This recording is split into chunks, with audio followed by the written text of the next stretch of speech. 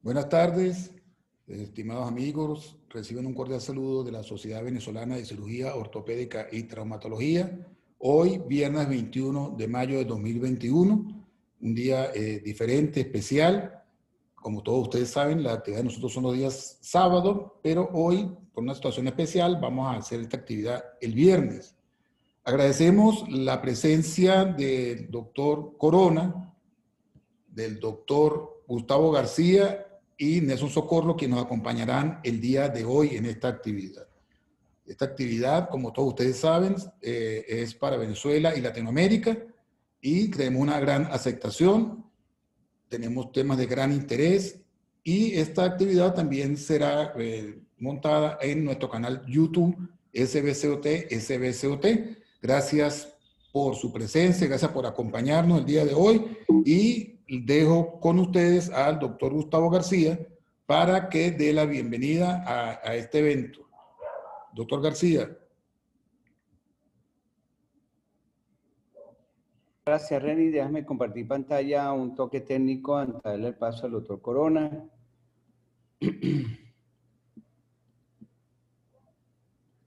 Sí, nosotros en aras de mantener la educación médica continua por la directiva actual de la Sociedad Venezolana, el doctor Nelson Socorro, quien siempre ha estado a la vanguardia de lo que es el nivel y la actualización científica, mi persona, le damos la bienvenida al doctor Pablo Corona, de verdad medio venezolano, que ahorita nos estamos enterando que tiene mucha conexión con Venezuela por sus abuelos. De verdad, doctor Pablo Corona, le agradecemos mucho su tiempo. Sé que para España son las 11 de la noche, pero todo sea en aras de la educación médica continua y realzar la academia en ortopedia. El doctor Pablo Corona pertenece a la Unidad de Cirugía Reconstructiva de Infecciones del Departamento de Traumatología y Ortopedia del Hospital Universitario de Vall-d'Hebron, en Barcelona, España, y es una de las personas que conoce y maneja el tema de las infecciones porque es un hospital diseñado donde residen solamente infecciones ortopédicas y de traumatología. Es por eso que la experiencia del lado europeo nos permite a nosotros, que hay mucha relación con los españoles, del manejo de nuestros pacientes dentro de nuestros alcances como cirujano ortopédico. El doctor Pablo Corona, bienvenido. Dejo de compartir pantalla. Comparto la mía. Sí, por favor. Buenas noches a todos. Bueno, espera que, a ver un momento.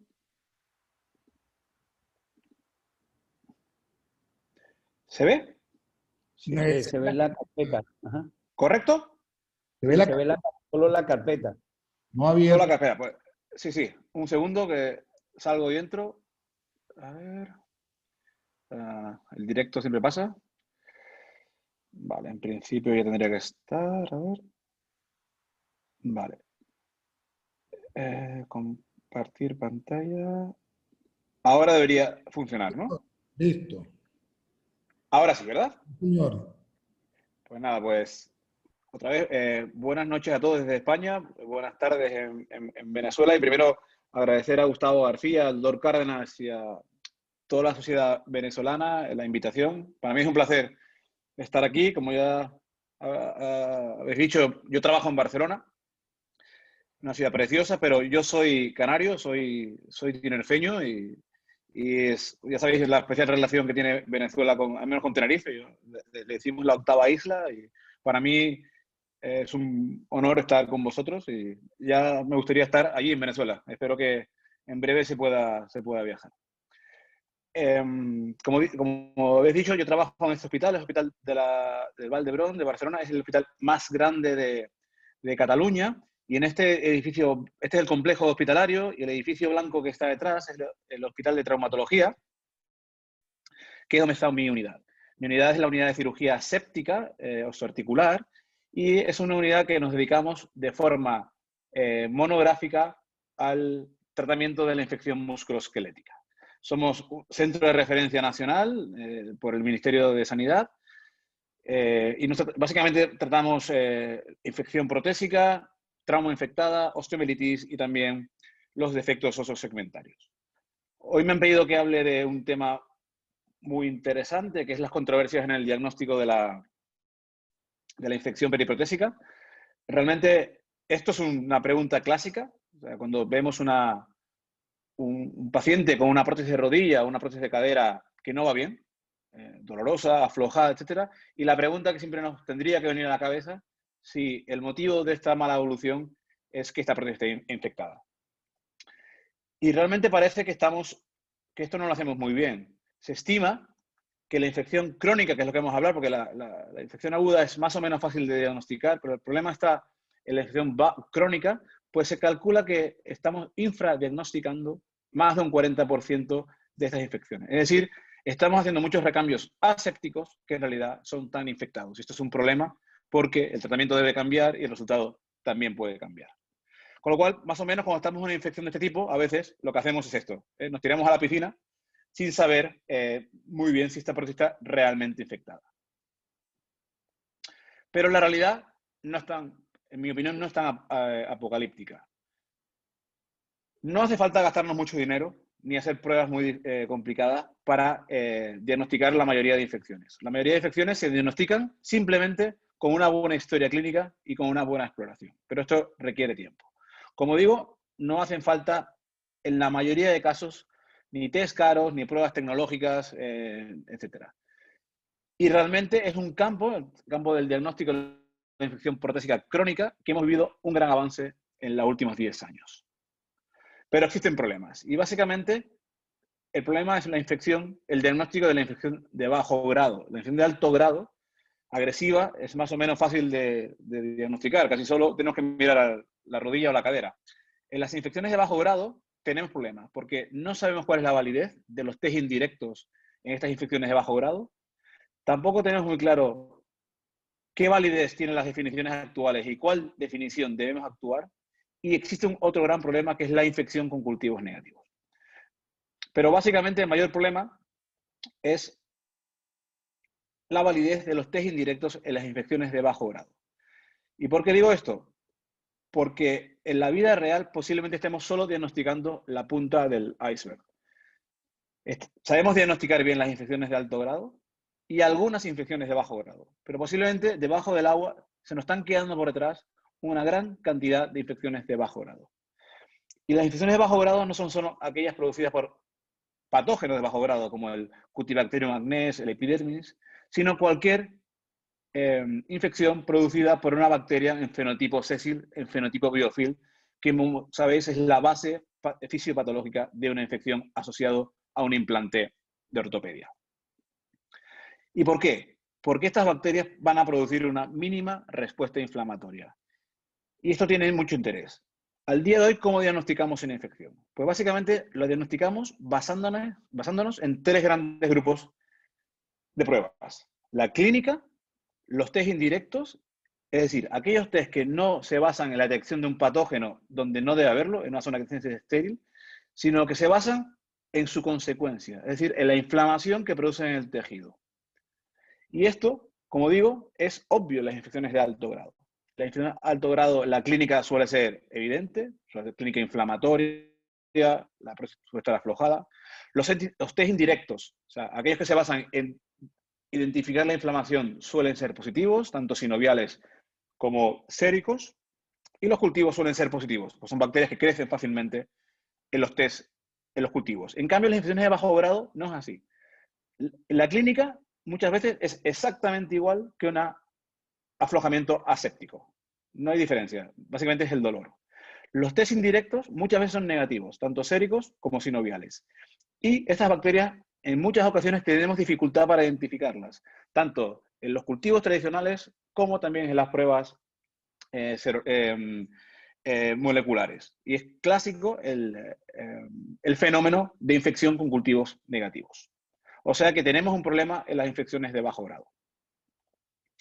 La primera pregunta a contestar es: ¿a quién se debe investigar para descartar que tenga una infección? obviamente hay un gran grupo de pacientes que no hay que descartar, no hay que investigar nada. La clínica es obvia. Aquellos pacientes con pus clara, que no tengan otras causas o que tengan una fístula. Pero la mayoría de pacientes no vienen así. La mayoría de pacientes lo que vienen son con una prótesis disfuncionante, que duele, que está aflojada, y esos son los que tenemos que investigar. ¿Qué tres grandes grupos? Todo paciente con una prótesis de rodilla o de cadera dolorosa de causa inexplicada. Muy importante, la rigidez. La artrofibrosis, sobre todo en rodilla, debe ser considerada una infección mientras no se demuestre lo contrario. Y el aflojamiento precoz. Considerando aflojamiento precoz, en principio, el que se produce en los 2 primeros años, aunque veremos, actualmente se ha incluido el que ocurre en los 5 primeros años. Estos tres grandes grupos de pacientes tenemos que hacer todo el esfuerzo para intentar descartar que no esté infectada. Y como digo, básicamente nos basamos en test indirectos. O sea, los que no se basan en descubrir el patógeno, sino su consecuencia, la inflamación. Y los test indirectos se diferencian en dónde buscamos la inflamación. Y la inflamación lo vamos a buscar en dos sitios. O bien la buscamos en sangre, son los diferentes test séricos, USG, PCR, dímero D, hay muchos. Y en el tejido más cercano a una prótesis que es fácilmente accesible, es decir, el líquido sinovial. Esos son los test sinoviales. La citología sinovial, la PCR sinovial, la esterasa leucocitaria, alfa-defensina, etc. Es un campo que crece día a día. ¿Y por qué tenemos tantas pruebas? Y esto es muy importante. Tenemos tantas pruebas porque no existe ninguna buena. No existe ninguna prueba que sea un gold estándar, es decir, una prueba que tenga una sensibilidad y una especificidad del 100%, es decir, que lo hacemos y nos descarta o nos confirma la infección. Como no existe ninguna prueba buena, nos basamos en muchas pruebas no tan buenas. Como digo, en los últimos 10 años ha habido un gran esfuerzo para darnos herramientas para saber ordenar nuestros esfuerzos, para saber en qué pruebas tenemos que invertir tiempo y dinero. Esto es el algoritmo que salió del consenso del 2013 y que fue aceptado por el 91% de los delegados. Y como vemos, es un algoritmo que, uno, pone muy en solfa que sigue siendo importante en nuestro trabajo de médico. Es decir, explorar el paciente, historiar el paciente. Es muy importante. Esto nos permite diferenciar en pacientes de alto riesgo y bajo riesgo de infección. En este algoritmo sigue opinando que la determinación sérica de USG y PCR es una buena prueba de screening para descartar pacientes que pueden estar o no infectados. Como veis, pone en el centro de nuestro trabajo diagnóstico la aspiración articular. También, como veis, por ningún lado aparecen pruebas muy complejas. Por ejemplo, ya no aparece el uso de una prueba que, al menos en España, fue principal, que es el uso de la gammagrafía. Y otra cosa importante, que aunque nos dicen que hay que pinchar la articulación, en muchos casos, estas infecciones crónicas de bajo grado, no tenemos líquido. Bueno, nosotros en el consenso votamos que sí a este algoritmo. Estamos muy de acuerdo en algunas cosas, pero no en todas. Y una que no estamos de acuerdo, y al día de hoy es sabido, es esto de las pruebas de screening serológicos. Sin duda, la determinación de la USG y la PCR en sangre es la primera prueba que se recomienda en casi todos los protocolos en un paciente con sospecha de infección por una prótesis disfuncionante. Si vemos el algoritmo de la sociedad del consenso, habla que un paciente con una USG PCR normal es poco probable que esté infectado. Si vemos el algoritmo de la Sociedad Americana del 2010, dice textualmente que un paciente con una USG por debajo de 30 y una PCR por debajo de 1 es extremadamente improbable que esté infectado. Esto es falso. Esto hay que sacarlo de la cabeza. La infección seronegativa, o sea, la infección con una USG y una PCR normal, es la norma o es muy frecuente en las infecciones de bajo grado. Nosotros publicamos hace un par de años este artículo centrado en infecciones crónicas por Cutibacterium acnes o Propionibacterium acnes, y el 60% de nuestras infecciones por P. acnes cursaban con una USG y una PCR normal. Con lo cual, hay que quitar de la cabeza que una USG y una PCR normal descarta una infección. Suelen ser normales en las infecciones de bajo grado. Y, como primer mensaje, una USR y una PCR normal no descartan una infección. Como este test sérico no es bueno, se han desarrollado nuevos. Uno que está muy de moda, por la influencia del grupo de Filadelfia, es el D-dímero. Como sabemos que el D-dímero es un producto de la degradación de la fibrina, que se ha usado en el diagnóstico del TEP, y también se ha postulado como superior a la PCR en el diagnóstico de la infección. Como saben nuestros compañeros de reumatología, una sinovial inflamada segrega fibrina y su producto de degradación, que es el D-dímero, se puede cuantificar. Hay un único paper publicado por el grupo de Filadelfia, un estudio prospectivo de solo 57 casos, que con un punto de corte de 8,50 dice que el D-dímero sérico tiene una sensibilidad de un 90%. Esto realmente está en discusión. Estos resultados no han sido reproducidos en estudios posteriores. De hecho, este estudio, el último, el estudio de Cleveland, dice que el D-dímero tiene una sensibilidad global, una eficacia global del 60%. Es decir, que al día de hoy está todavía en duda si este D-dímero nos puede mejorar o sustituir la PCR como test de screening serológico. Otra cosa importante es que las técnicas de imagen nuclear. Al menos en España, las técnicas de imagen nuclear, o sea, las gammagrafías, han sido clásicamente el segundo paso de diagnóstico ante una sospecha de infección. Esta imagen es clásica, un cirujano que está preocupado porque esa prótesis puede estar infectada y lo que dice, pídele una gammagrafía. El algoritmo de la Sociedad Americana del 2010 dice esto, que solo recomienda una gammagrafía en el caso de un paciente con un alto riesgo de infección por la clínica, que no se ha podido descartar con los test normales y que no se va a operar. Realmente es una prueba que ha pasado una tercera línea de diagnóstico. Es una prueba invasiva, es cara, no está disponible universalmente y además tiene una baja sensibilidad y una moderada especificidad. Con lo cual, por supuesto, ha dejado de ser una prueba de primera línea. En el consenso del 2013, el 93% de los delegados votó en contra de que las gammagrafías fueran una prueba de primera línea en el diagnóstico de la infección protésica. Curiosamente, como veremos más tarde, en la nueva clasificación de la Sociedad Europea se ha vuelto a recuperar el uso de las gammagrafías con leucos y en 3 fases en algunos casos de infección protésica. O sea, ¿cómo debemos manejar? Pues básicamente, al día de hoy, la prueba principal es el análisis del líquido articular. Pero es importante que no basta con cultivar el líquido articular. Con el líquido articular, obtenido por artrocentesis, se pueden hacer muchas más cosas.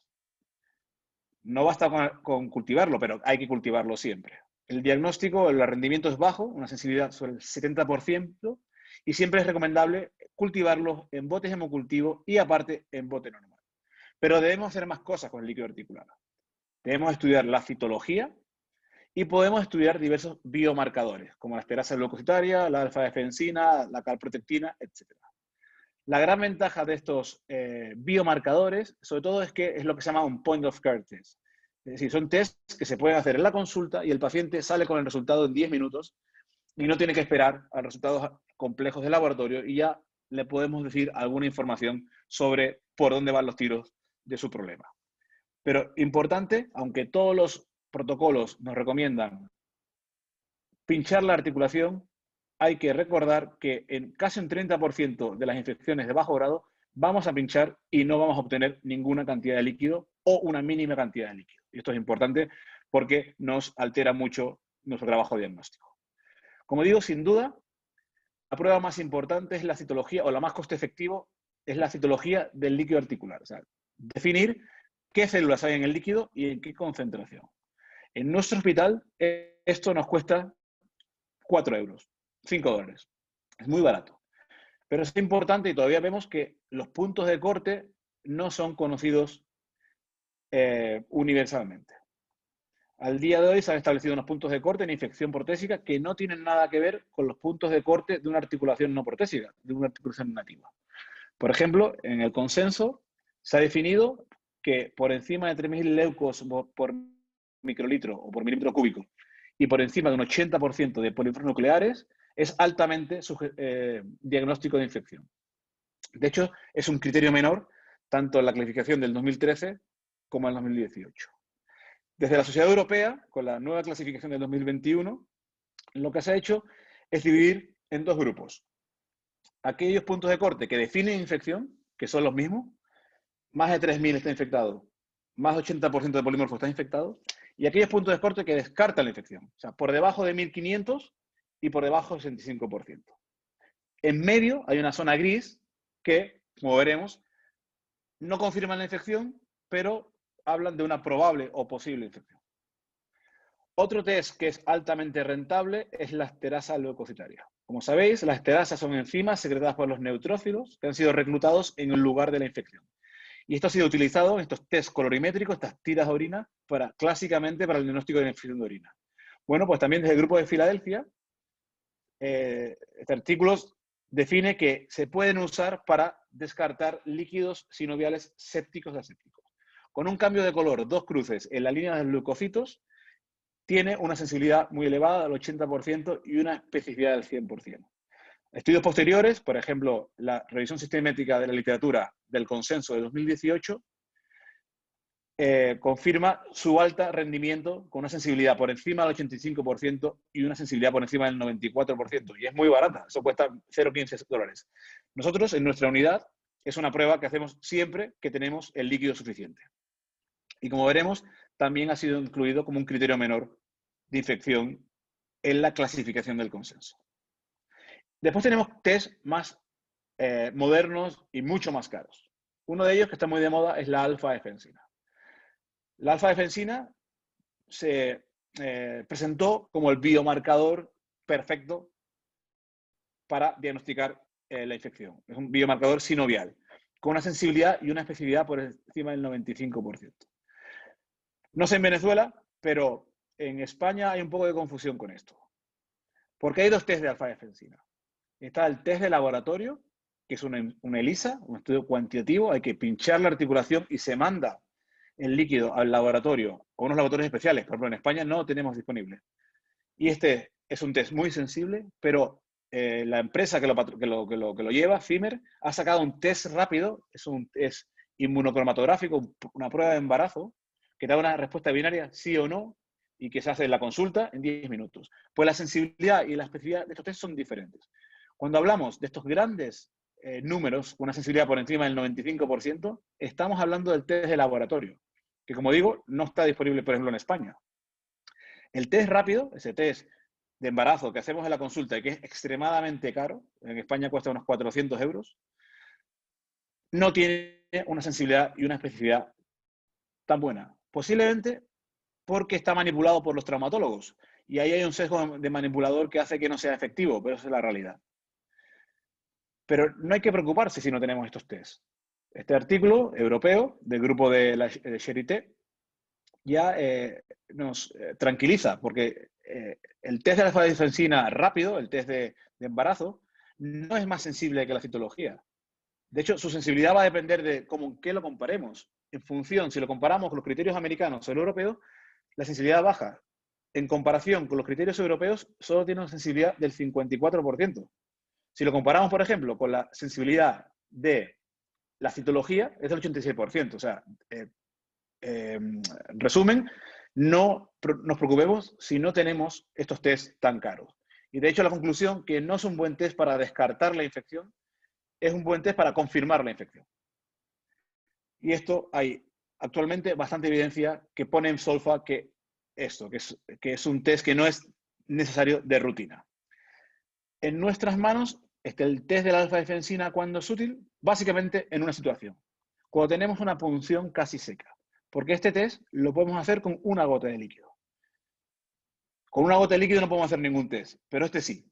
Para mí es la indicación que tiene básicamente el test de la alfa-defensina. Pero la carrera por encontrar el biomarcador perfecto no tiene fin. Veremos cada día aparecer nuevos biomarcadores y ya veremos cuál es el perfecto. Por ejemplo, es un biomarcador nuevo, la calprotectina sinovial.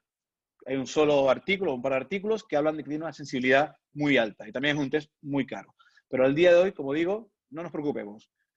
No es fundamental gastarse tanto dinero en la mayoría de casos de infección protésica crónica. Esto es una revisión de la literatura de más de 12.000 artículos, que lo primero que habla es que el problema es que tenemos una baja calidad de los estudios, con un gran riesgo de sesgos.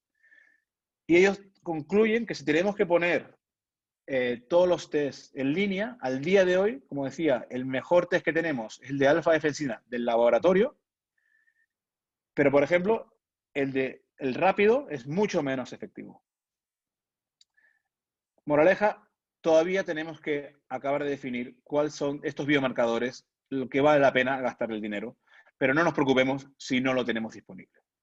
¿Cuál es el protocolo diagnóstico de mi unidad al día de hoy? Nosotros, ante cualquier prótesis con sospecha de infección, las puncionamos todas. Le hacemos una artrocentesis. Y depende de la cantidad de líquido que obtengamos, hacemos una cosa u otra. Si tenemos un volumen suficiente, y un volumen suficiente es por encima de 5 cc, hacemos estas pruebas. Mandamos a cultivar en botes de cultivo aerobio o anaerobio y anaerobio y en tubo estéril. Hacemos estudios citológicos y el test de la esterasa glucositaria. Si tenemos poco volumen, es decir, entre 3 y 5, y ya tenemos que elegir, no podemos hacer todos los tests. Pues si tenemos que elegir, lo que hacemos es cultivo en bote de cultivo anaerobio, o si tenemos botes pediátricos, y estudio citológico. Y si solo tengo un test para elegir, citología. Es el test más coste efectivo. Cuando tenemos algo de líquido, pero casi nada, como decía, el único test que puedo hacer es si lo tengo disponible, es el test del alfa-defensina, el lateral flow, y actualmente también tenemos disponible el test del Lifton, que es la calprotectina.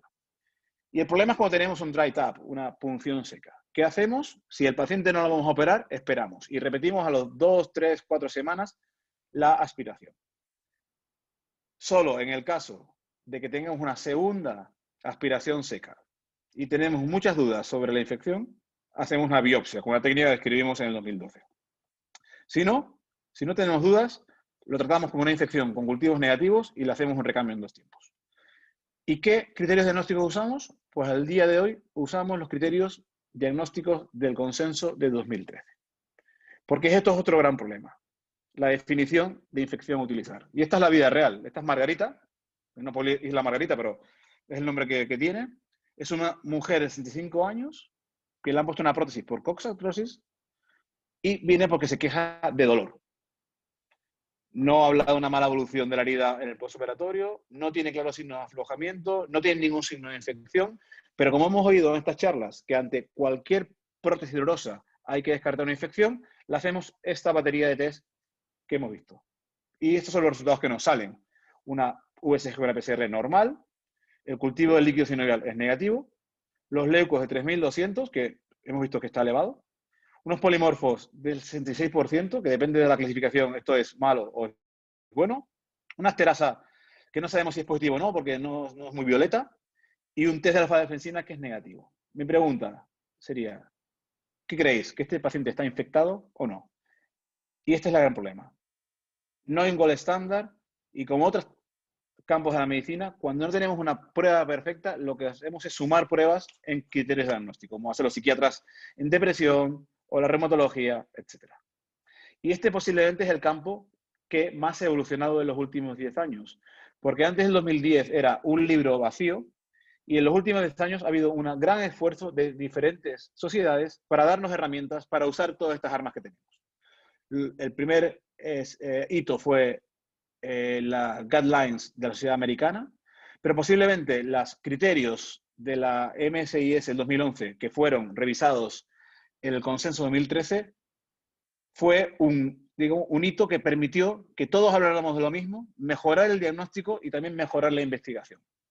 Posteriormente, en 2018, en la segunda edición del consenso, se propusieron unos nuevos criterios, pero estos no consiguieron un gran consenso. Y desde Europa se ha criticado un poco las guías americanas, porque, entre otras cosas, no diagnostican bien las infecciones de bajo grado. Hasta un 30% de mal diagnóstico de las infecciones de bajo grado. Es por esto que la Sociedad Europea, en la EPIS, la Sociedad Europea de Infecciones, ha propuesto en 2021, junto con la MSIS y la Sociedad de Microbiología, unas nuevas guías clínicas que hablaremos. Pero como digo, y yo son los que uso al día de hoy, los criterios del MSIS y del consenso 2013 son los que han propuesto este hito. Y esto define unos criterios mayores y menores. Criterios mayores definen infección y son la existencia de una fístula que comunica con la articulación o al menos 2 cultivos positivos a un patógeno fenotípicamente idéntico en 2 muestras diferentes. Esto define la infección. Si no tenemos criterios mayores, pasamos a los criterios menores. Infección se define si existen 3 de estos 5 criterios menores. USG y PCR elevada, leucos por encima de 3000 o cambio de 2 cruces de la tira de asterasa, una polimorfo por encima de 80, histología positiva, criterios de Feldman, más de 5 polimorfos en más de 5 campos de gran aumento o un único cultivo positivo.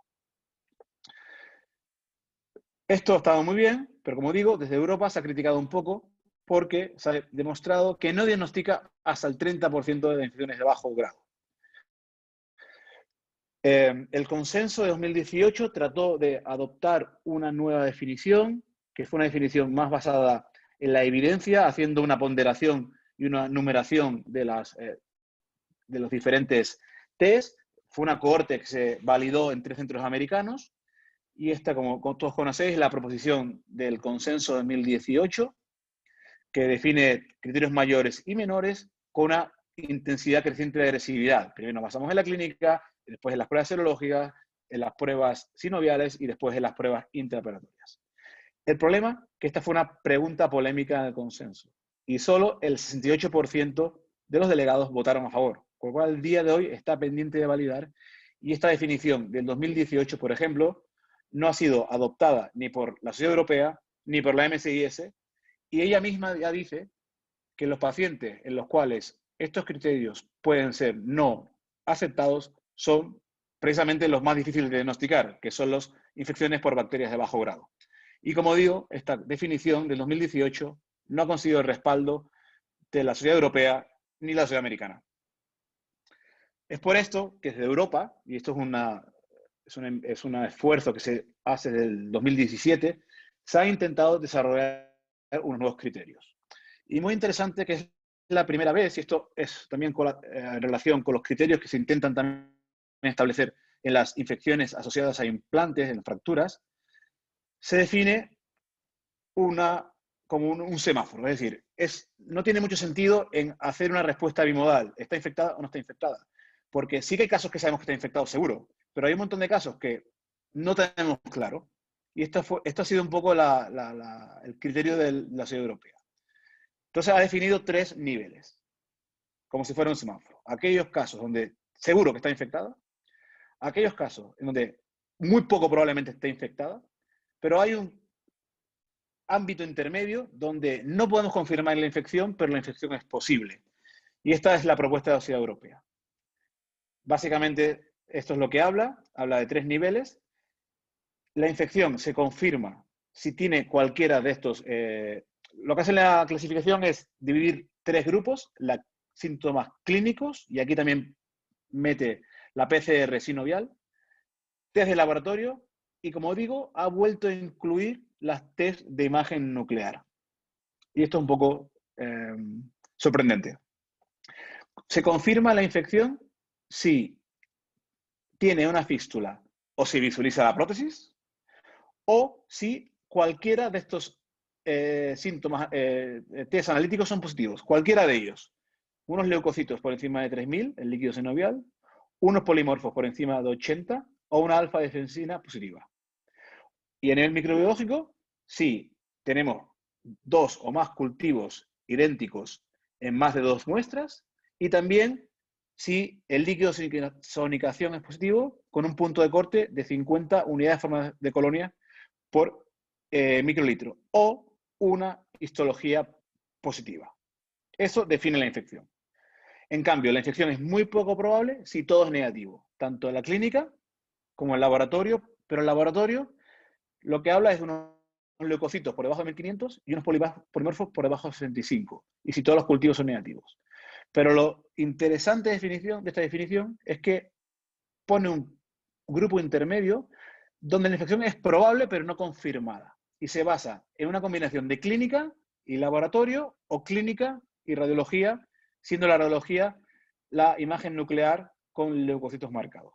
Si tenemos estos pacientes que no tienen criterios de confirmación, pero sí tienen esta combinación de criterios de posibilidad, se marca esta tercera categoría o segunda categoría de una infección posible. Yo creo que tiene bastante lógica, porque esto hace que estos puntos intermedios, nuestro esfuerzo para intentar definir la infección o nuestro tratamiento, sea mucho más adaptable a la realidad. Es una propuesta que todavía está en marcha, es recientemente publicada y estamos pendientes de confirmarla. Y ya para acabar, si tengo tiempo, me gustaría decir 4 cosas sobre la infección con cultivos negativos. Porque según la serie, hasta la mitad de los pacientes o más, aunque esto no es muy cierto, pacientes con signos claros de infección, los cultivos son negativos. Es decir, un cultivo negativo, por supuesto, no descarta la infección. Y esto es un problema, porque sabemos que la infección con cultivos negativos tiene un riesgo de fracaso de 5 veces mayor que cuando identificamos el patógeno. Es decir, que tenemos que hacer un gran esfuerzo para intentar identificar el patógeno.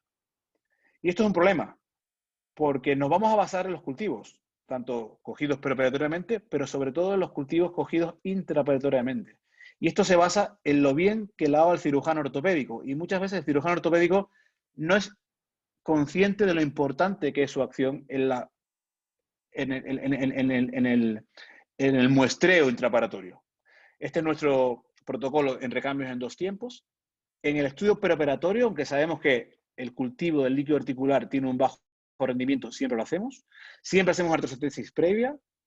Siempre para hacerla, el paciente debe estar un mínimo de 3 semanas sin antibiótico sistémico.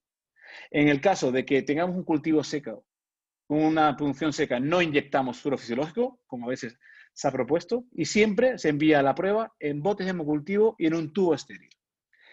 En el primer tiempo no se administra antibiótico hasta las tomas de muestras porque vamos a poner un espaciador y tenemos, como veremos, un protocolo estricto y un kit especial de muestras.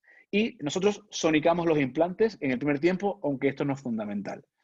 En el segundo tiempo, en cambio, cuando vamos a poner la prótesis, aquí no paramos la profilaxis, se administra la profilaxis dirigida en la inducción, usamos el mismo kit y al día de hoy no sonicamos los espaciadores.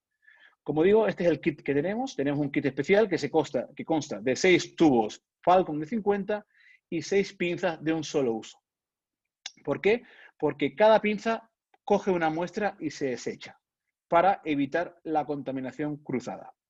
Hay que recolectar un mínimo de 6 muestras significativas. Esto quiere decir que hay que estar tranquilo y solo recoger las muestras de la interfase. Una vez quitamos la prótesis. 3 de cada interfase. Rodilla, fémur tibia, fémur acetábulo. Una don't touch technique. Vemos muchas veces que se coge la muestra se pone en una gasa, se pone en la mesa. Esto no puede ser. La muestra se coge con una pinza de un solo uso y directamente, sin tocar nada, se pone en el bote, se cierra y se desecha la muestra. Muy importante identificar la procedencia. Cuanto más información le demos al microbiólogo, más nos va a ayudar sobre el valor de esa técnica.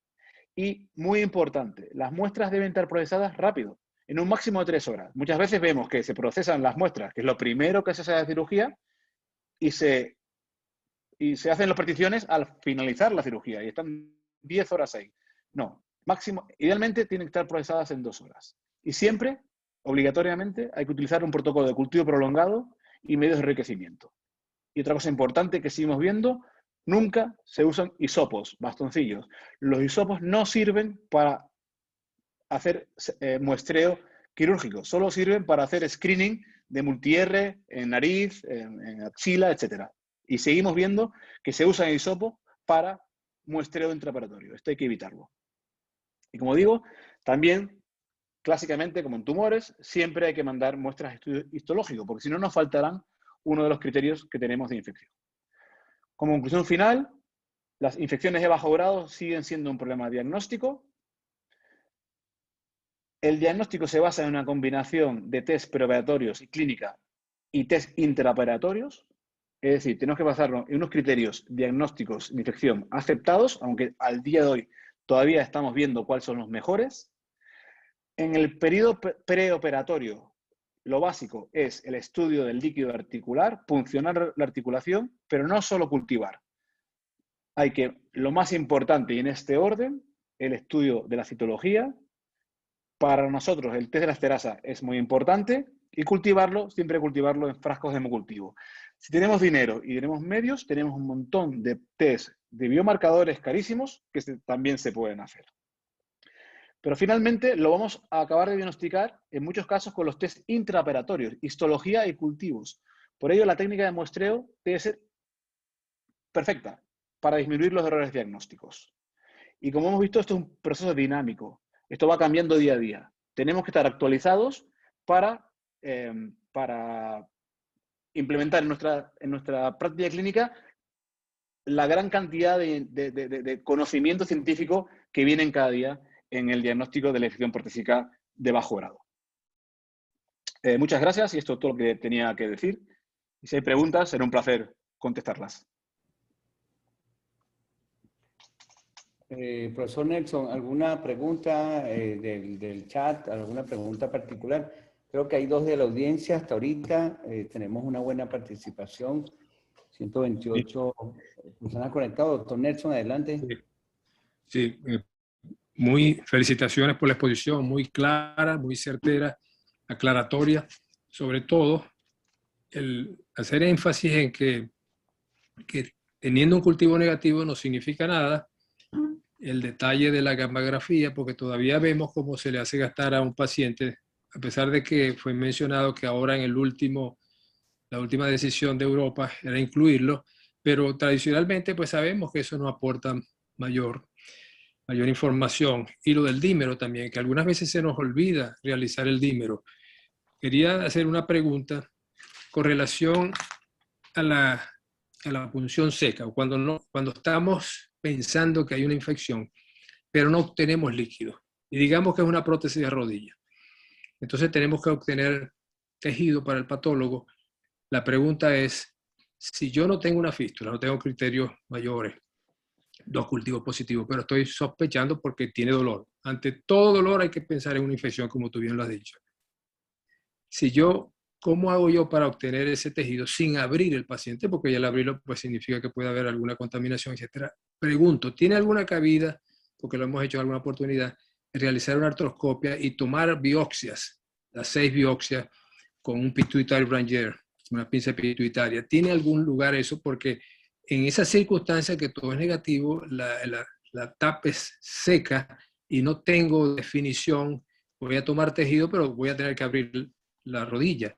Pregunto, ¿hay alguna cabida para hacer algo menor y tomar la muestra del tejido, las 6 muestras de tejido y enviar la patología? Y adicionalmente, en algunas oportunidades reportan necrosis. Entonces el contagio de glóbulos blancos no es tan alto, pero necrosis, y volvemos a caer en lo mismo, que son los casos difíciles, obviamente.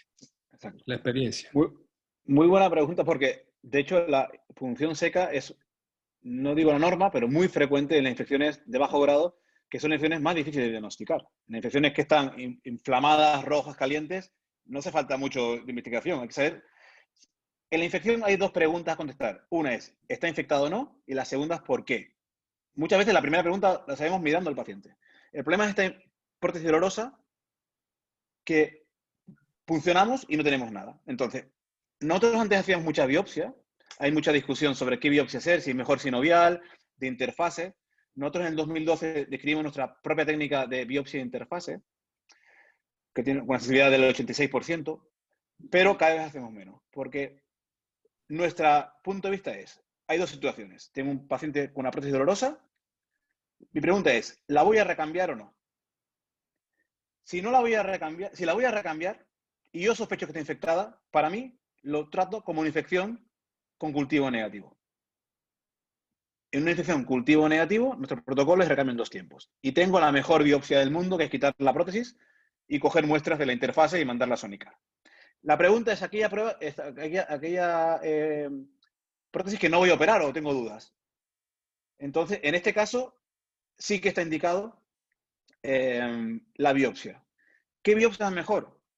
¿Sinovial o interfase? Está en discusión. Nosotros, en nuestras manos, la biopsia de interfase con una artroscopia tiene muy bajo rendimiento. En cambio, la biopsia de interfase, que hacemos con una trefina ósea, haciendo la interfase protésica, tiene un mejor rendimiento.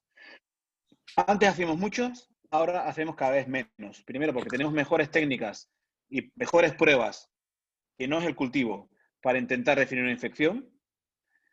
Ya digo, a veces no es una función seca, pero es casi seca, pero sí que tenemos pruebas, aunque son caras, es así, como la esterasa leucocitaria, que nos permite hacerla con una gota, pero solamente en el caso de que me plantee operarlo o no, le hago una biopsia. Si el paciente, yo creo que está infectado, no lo puedo demostrar, lo trato como infección, le hago un recambio en 2 tiempos, tomo buenas muestras y punto. Siempre decimos que nunca te vas a equivocar haciendo un recambio en 2 tiempos. Y sí que te puedes equivocar tratando una infección, un aflojamiento séptico como si fuera aséptico. Yo creo que es una postura, al menos en nuestras manos, es muy prudente. Excelente. No sé si el doctor va a contestar la pregunta. Tenemos 2 preguntas de la audiencia. Voy a preguntar Adelante, algo adicional. ¿Cuándo define que la infección es aguda y crónica? Porque en el consenso hubo una gran discusión en cuanto al tiempo, por las implicaciones de la intervención, de los costos, etcétera. Sí. ¿Cuándo lo define? Y sobre todo, los casos en que recambiamos el poli, le damos un chance, etcétera, etcétera. ¿Cuál es la conducta de ustedes con relación a eso? Posiblemente ¿cuándo es una infección aguda? Esto significa cuándo intento mantener el implante y cuándo tengo que retirar el implante. Claro. Y esto es la pregunta más importante y que no tenemos ni idea. En el consenso, como bien dice, hubo una gran discusión porque intentamos poner un límite temporal en algo que no sabemos. La base del DAIR se basa en que creemos que tenemos un biofilm inmaduro, porque biofilm siempre hay, pero que todavía es inmaduro, con lo cual, desbridando y con un antibiótico con actividad de biofilm, podemos curar sin quitar el implante. Esto se basa en el grado de madurez del biofilm. Pues hasta que no tengamos biomarcadores que nos informen del grado de madurez, poner un límite temporal es una tontería. Porque ¿qué tendrá que ver una infección por estreptococo, que por cándida, que por neumococo, que por pseudomonas? Posiblemente en 6 semanas puedes curar una infección por neumococo perfectamente, pero en 2 semanas ya no curas una infección por cándida. Entonces, al día de hoy, el consenso dijo 3 semanas de síntomas. Nosotros tenemos, ya que, bueno, usamos la misma threshold, el mismo punto de corte, 3 semanas de síntomas, pero sin duda esto será algo que cambiará. Al día de hoy es absolutamente arbitrario y hasta que no tengamos biomarcadores que nos informen del grado de madurez del biofilm, esta pregunta no se hace basada en la ciencia, sino se hace basada en la opinión. Pero yo creo que este límite máximo de 3 semanas es un límite lógico. Más allá de 3 semanas, quita el implante porque no vas a curar la infección. Totalmente de acuerdo. Ya. Gracias. Ok. El doctor Fernando Sojo de Argentina pregunta, tú comentabas algo del líquido sinovial y el contagio de polimorfos nucleares, Pablo, de 2000 a 3000. ¿No era de 3000 a 2000? Pregunta. No, esto cambió un poco, porque la primera propuesta, esto va así. En el consenso del 2013 se definió poner por encima de 3000 y por encima de 80 polimorfos. En cadera y en rodilla. Todos sabemos que hay papers que hablan que por encima de 1500 y por encima del 65% en rodillas es diagnóstico de infección. Pero el consenso se dijo, oye, vamos a poner un punto de corte, porque si ponemos 2, ya la gente no sabe una, se va a liar con 2. Pues ponemos un punto de corte que englobe los 2 y todo el mundo lo hace más o menos bien. Desde Europa se intentó bajar ese punto de corte para aumentar la sensibilidad. Y en vez de poner 3080, se puso 2070. Esa fue la primera propuesta de definición europea. En la última propuesta de definición europea, con este sistema de semáforo, lo que se hizo. Vamos a poner dos grupos. Aquel que seguro está infectado y se decidió, pasada la evidencia, 3080, como el consenso. Otro grupo que seguro que no está infectado, es decir, menos de 1500, menos del 65%, y entre 1500 y 3000, y entre 65% y 80%, es este semáforo en amarilla que posiblemente esté infectado, pero no es seguro que esté infectado. Y esto fue la decisión europea. No sé si me he explicado bien. Vale. Sí, entendimos. Otra pregunta, doctor Daniel Escalona, ya tú lo aclaraste, el tema de la punción seca, o sea, no teniendo otra alternativa que el lateral flow, y el consenso habló de que no agregar soluciones a la rodilla para luego aspirar. O sea, ¿qué haces con una punción seca? ¿A dónde vas? ¿Abres la rodilla? Ya el doctor Socorro lo planteó, ¿se hace una artroscopia o te vas directo y tomas ya la decisión de hacerlo en un tiempo? Vuelvo a repetir. Es curioso, porque esto en el consenso, una de las preguntas fue si tiene sentido una punción seca instilar suero fisiológico para volver a recuperarlo y cultivarlo. Y la respuesta fue que no. Pero si tú te basas en la literatura, de los 3 papers que hay sobre esto, los 3 tienen buenos resultados haciendo esto. Pero bueno, el consenso dijo que nosotros no lo hacemos nunca, primero porque hay riesgo de contaminación, con lo cual el cultivo no está muy claro la efectividad, y segundo, no tenemos ni idea de los puntos de corte citológico una vez hayas puesto líquido en la articulación. Con lo cual no lo hacemos y no lo recomendamos. Como vuelvo a decir, mi decisión dependerá de lo que vaya a hacer. Si la prótesis está aflojada y voy a recambiarla de todas formas, y yo creo que está infectada, yo sospecho que está infectada, aunque no puedo demostrar, semáforo amarillo, como decimos en la europea, y lo trato como infección. Para mí eso es una infección con cultivos negativos, y nosotros, en nuestras manos, una infección con cultivos negativos es criterio de tratamiento en 2 tiempos. Y ahí le tomo las mejores muestras. Solo en el caso de que no tenga claro si va a operarlo, me planteo hacer una biopsia.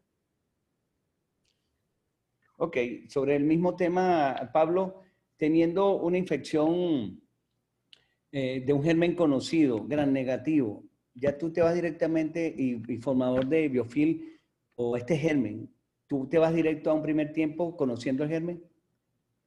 La pregunta es, ¿infección aguda, gram negativo, si mantengo o no el implante?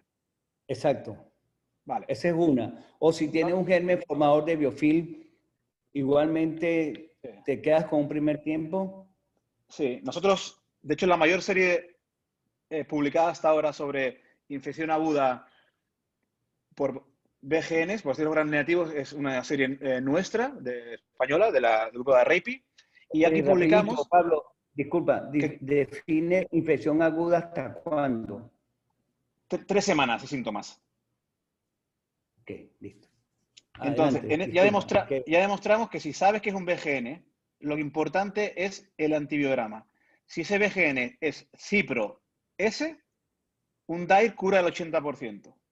Si es ciprofloxacino R, menos de la mitad. Con lo cual, en este caso, si es Cipro S, hago un DAIR. Si es Cipro R, retiro el implante. En el caso de estafilococo, también serie española, demostramos que si es Rifa S, curamos el 80%. En cambio, si es Rifa R, no curamos a ninguno. Bueno, a ninguno, a muy pocos. Con lo cual, si tenemos información, es importante, pero lo malo es que la mayoría de infecciones agudas lo hacemos sin conocer esa información.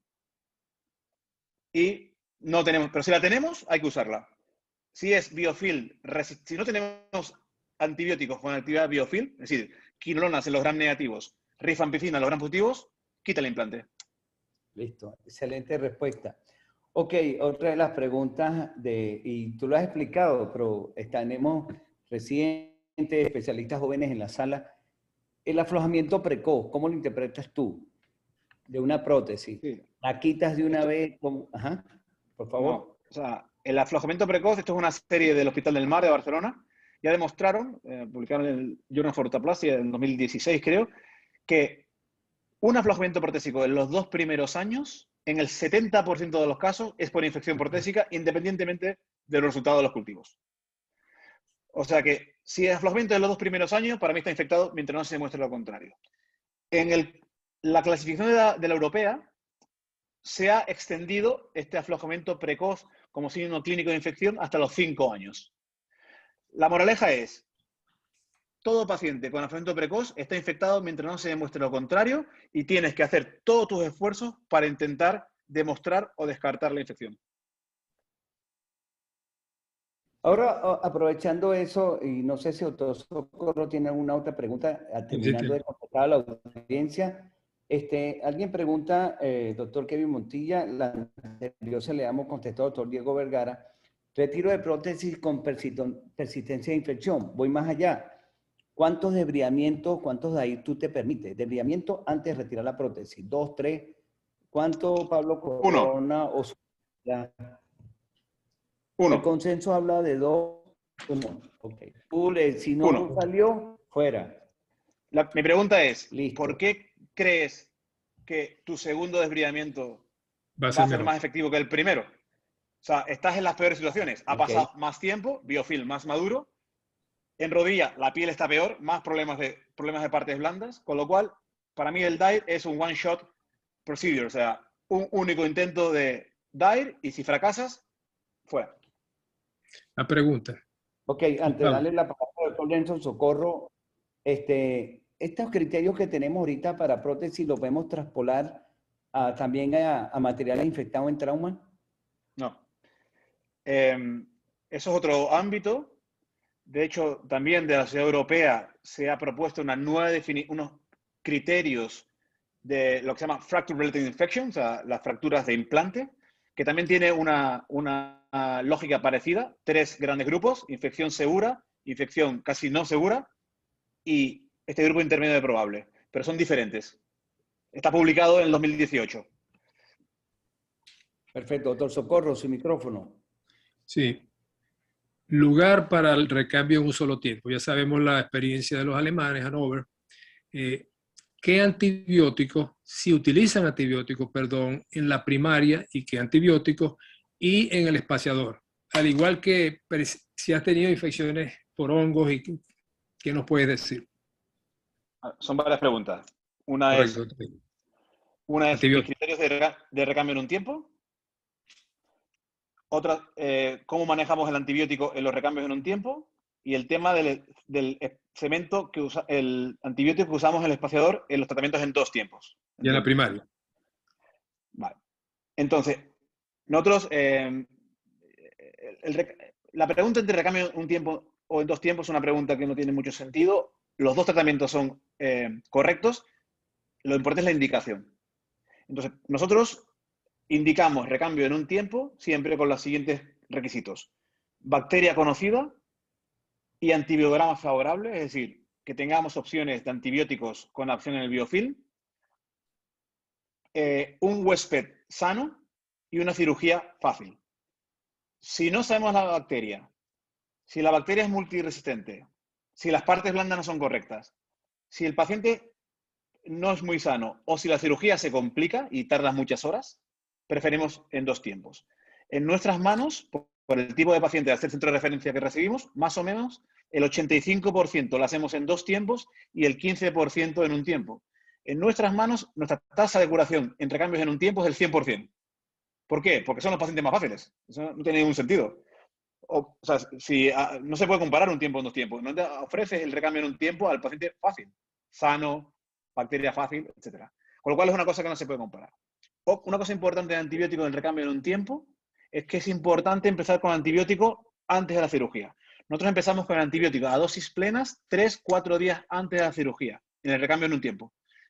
Sabemos la bacteria, sabemos cuál es el patógeno y se ha demostrado que empezando la antibioterapia 3 días, 4 días antes mejora los resultados.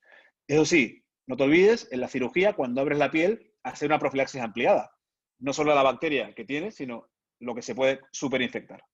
En cuanto a los recambios en 2 tiempos, siempre usamos espaciadores con gentamicina y gentamicina, excepto en el caso de hongos, que en los hongos añadimos anfotericina B, desoxicolato. Gracias. Okay. Doctor Socorro, ¿otra pregunta? No, está bien por ahora. Ok, voy yo con una serie de preguntas. Pablo, si ya teníamos varias décadas sin darle importancia a la gammagrafía, ¿por qué tú piensas ahorita con tu experiencia que la están involucrando de nuevo? Por todos los falsos, o sea, la interpretación de la gammagrafía, más con los leucocitos marcados. ¿Cuál es tu opinión de por qué ahora sí Bueno, el consenso europeo? De hecho, esto fue una gran discusión en Europa. Aquí los compañeros de medicina nuclear también tienen mucho que ver porque protestaban mucho, que se estaban quedando sin negocio, y eso es verdad. Aquí hay que pensar que siempre hay un negocio detrás. Medicina también, no somos seres humanos y hay intereses. Entonces, es curioso que la Sociedad Europea lo pone la gammagrafía con en los criterios que definen infección no está la gammagrafía. No existe. La gammagrafía solo está en los que descartan, es decir, una gammagrafía en 3 fases negativas, y los leucocitos marcados positivos es intermedia, no sabes. Para mí, la gammagrafía lo único que hace es confundirnos. Porque si está positiva, puede estar infectada o no, y si es negativa, puede estar infectada o no. En mis manos no tiene ningún rol. Ninguno. En ninguna situación. Solo me confunde. Y esta es la que puedo decir de mi opinión sobre esto. Ok. Vamos con otra pregunta. Para ti, Si hay te vi en una de las... perdona, si hay un compañero de medicina nuclear, no es nada personal. Una de las preguntas es, y te escuché en otros webinars, para ti, ¿qué significan los espaciadores? Es un cuerpo extraño. Y si lo estás usando, y si lo vas a recomendar, ¿cómo debería ser para Pablo Corona diseñar un espaciador? ¿Dónde pones el antibiótico? Ajá. Yo siempre digo que el Adelante, espaciador Pablo. yo siempre digo que el espaciador es un mal necesario. O sea, lo importante es, ya sabemos con los recambios en 2 tiempos, la primera que lo usó fue Insal en el 82, creo que fue, 11 casos, tratamiento en 2 tiempos sin espaciador y curaron los 11. Con lo cual, a mí me da terror cuando veo a compañeros que dicen, le he hecho un primer tiempo, le he puesto un espaciador, como si el objetivo del primer tiempo fuera poner un espaciador. Ni mucho menos. El objetivo del primer tiempo es hacer un desbridamiento radical. Eso cura la infección. El espaciador lo ponemos porque no es muy cómodo para nosotros, para hacer el segundo tiempo. Es muy cómodo para el paciente, pues no tiene dolor, si es dinámico puede moverse un poquito, pero pagamos el precio de un cuerpo extraño. De hecho, el antibiótico en el espaciador, sabemos el día de hoy, esto lo publicamos el año pasado en el Journal for Orthoplasty, lo que se puede es colonizar. Y el antibiótico lo usamos para evitar o disminuir el riesgo de colonización en el espaciador. No tanto por el antibiótico local que usamos. Y se ha demostrado que, el uso de terapia dual en el espaciador y fijarlo con antibiótico a altísimas dosis, con cemento con antibiótico a altísimas dosis, disminuye el riesgo de tener cultivos positivos en el segundo tiempo. Es decir, que se nos colonice el espaciador. Con lo cual, tu objetivo en el primer tiempo no es poner un espaciador, es hacer un desbridamiento. Pones un espaciador para mejorar el segundo tiempo y la calidad del paciente. Usa un espaciador con 2 antibióticos a altísimas dosis y no lo tengas demasiado tiempo. Porque lo único que va a hacer es bajar la concentración de antibiótico local y llegar a un momento que puedes desarrollar resistencias, como ya publicamos nosotros en el 2016.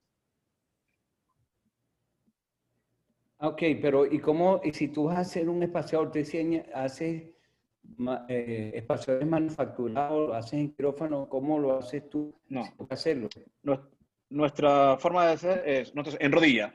En rodilla usamos espaciadores prefabricados de vancomicina y gentamicina, excepto en casos con defectos masivos, en casos con lesión de partes blandas y en casos con problemas de aparato extensor. En estas 3 situaciones usamos espaciadores estáticos, manufacturados por nosotros, pero muy estáticos, como si fuera una artrodesis. Usamos 2 clavos forrados con antibiótico, uno retrógrado, uno antidrógrado, los unimos con cemento y hacemos un espaciador como si fuera una artrodesis temporal. En cadera no existen los espaciadores estáticos. En estos casos siempre usamos espaciadores dinámicos prefabricados. Solamente en los casos de grandes defectos donde no existen tallas, en algunos casos pedimos espaciadores a medida. Vale, aprovechando que está el doctor Roberto Oliveto, presidente de la CARO, me está haciendo una pregunta. Sí, hola, Roberto. Velocidad PCR negativo con dímero D aumentado. Importancia para ti de ese dímero D que esté elevado y ahorita no habías aclarado eso. Una pregunta bien capciosa del doctor Oliveto. Para mí, ninguna porque no lo pido. O sea, que no pedimos el dímero D en nuestro trabajo habitual. La ciencia dice, el trabajo más reciente del grupo de Cleveland, que tiene un valor, un rendimiento de un 60%. Esos son los datos que te puedo decir. Yo no lo uso. De hecho, la USG tampoco la uso. Solo usamos la PCR. Perfecto. Doctor Socorro, ¿alguna otra pregunta? Tengo otras más por aquí. Ok, tiene que ver esto con la presencia de fístula. ¿Cómo manejas tú el drenaje postoperatorio de una cirugía? Drenaje, operaste, a los 3 días sigue la herida drenando serohemática. ¿Cómo manejas eso? Bueno, vamos a poner 3 días, 5 días, 10 días, sigue manchando la herida. ¿Qué haces con eso? ¿Le das antibiótico, lo observas, le lavas la cadera, le lavas la rodilla, no sé? Sí. Nunca antibiótico. ¿Le quitas los anticoagulantes? Ok. Nunca antibiótico. Esto no tiene ningún sentido. Si una herida drena más de 3-4 días, nosotros la llevamos a quirófano, desbridamos, tomamos muestras y hay una cosa interesante en esos casos, después del desbridamiento, es el uso de terapia de presión negativa incisional, siempre profiláctica, nunca terapéutica. Un gran error que vemos es el uso de estos bags, etcétera, en heridas que drenan. No tiene ningún sentido. Una herida, todos tenemos heridas y todos vemos que las heridas van bien. Las heridas van bien. Las heridas que van mal, van mal. Entonces, el problema es que tenemos a veces ceguera en reconocer nuestras infecciones. Yo siempre digo, imagínate que el paciente no fuera tuyo, que fuera de un compañero que te pregunto. Tú dirías, pero no ves que está drenando, lleva la quirófano, está infectada. Pero como es tuya, te ciegas. Una herida que viene a 3-4 días no tiene sentido. Para mí me cuesta menos llevarla a quirófano, drenar, limpiarla, coger buenas muestras. Prefiero pasarme de prudente que tener un drama, que es una infección protésica. Y ahí no dejamos de tener una herida más de 4 o 5 días. En este caso, va a quirófano. Importante, no operamos ningún paciente que no está optimizado nutricionalmente. No operamos ningún paciente que no tenga una albúmina por encima de 3,5 y no tenga una transferrina por encima de 200. Y no solo antes de operarla, sino es muy importante posoperatoriamente. Todos estos pacientes o todas las infecciones hacen una depresión nutricional brutal en el postoperatorio y eso tiene mucho que ver con el drenaje también. O sea, es importante que estos pacientes, justo en el postoperatorio inmediato, y eso esperamos publicarlo en breve, tengan un control nutricional y una adaptación de esta hipoalbuminemia que se produce siempre después de la cirugía. Pasamos de cirugía de albúminas de 4,5 a albúminas de 1,5 al día siguiente. Y esto tiene mucho que ver con el drenaje. Pero una herida que drena 3-4 días, para mí, es criterio de desbridamiento, toma de buenas muestras, nunca antibiótico sin desbridamiento. Y después de desbridar puede ir bien, sobre todo en rodilla, presión negativa incisional y una ferulita que mantenga la rodilla en reposo. Una pregunta. Adelante, jefe. Una pregunta, Gustavo. Sí, lo que yo llamo, es muy interesante eso, sobre todo para los residentes, lo que yo llamo el signo de la gasita. El signo de la gasita es 7 a 10 días, debe estar cicatrizada, como cualquier herida que nos hacemos, ¿no es así? Claro, como cirujano nos cuesta. Entonces, por eso siempre decimos, busque a un amigo para que le vea y le abra los ojos, porque a nosotros nos va a costar abrir nuestra propia prótesis y esa es la historia en todas partes del mundo. Pero el signo de la gasita no falla, 7 a 10 días y tiene una gasita, mi amigo, y entonces, bueno, un cultivo, y tú sabes, el cultivo sale negativo, entonces dejamos y pasamos por el tiempo precioso, que es el tiempo temprano de poder sacar la prótesis. Entonces, dos preguntas. La hemoglobina, porque es uno de los criterios, la hemoglobina debe estar por encima de cuánto, porque algunas veces hacemos todas las cosas y el paciente tiene 9 de hemoglobina, ya sabemos lo que eso puede pasar, parte nutricional añadida. Y la otra pregunta es si estamos en 2 tiempos, colocamos el espaciador y persiste la infección. ¿Hasta cuándo podemos? ¿Cuándo paramos? Como el merengue. ¿Seguimos o paramos? Es un merengue dominicano. Sí. Primero, eso es importante. Sabemos que en infección aguda, por cada semana que retrasemos, por cada día que retrasemos el desbridamiento, baja un 15% la posibilidad de curarla. O sea, que es un procedimiento tiempo dependiente. Esto es muy importante.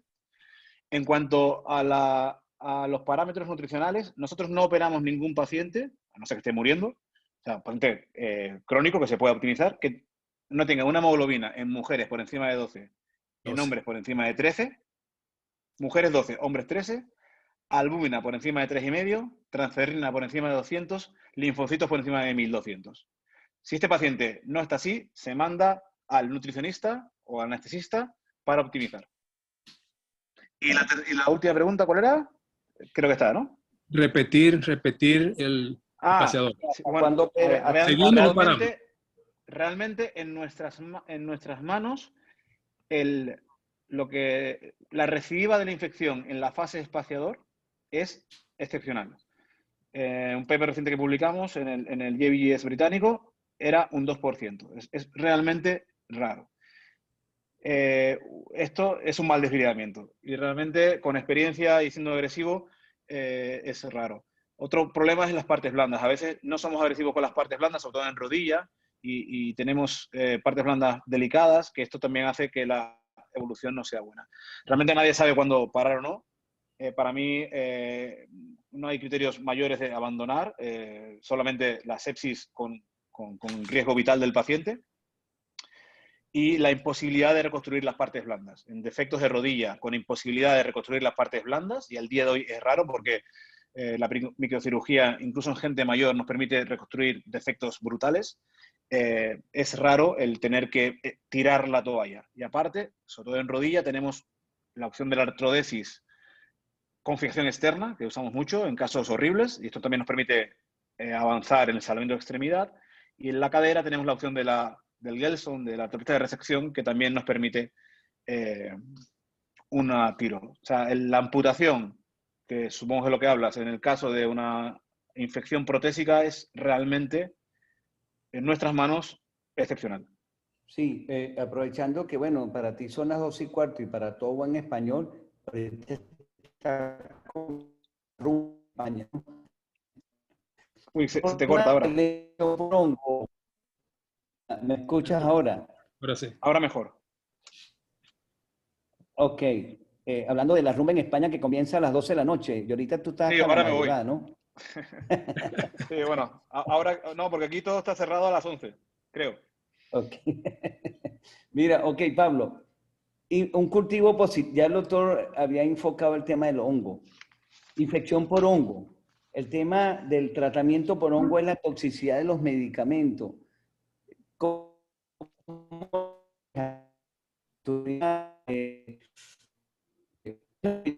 porque si hemos hablado, por lo menos en Venezuela, cuando hay una infección por hongo, ya sabes que no vaya muy bien, ¿no?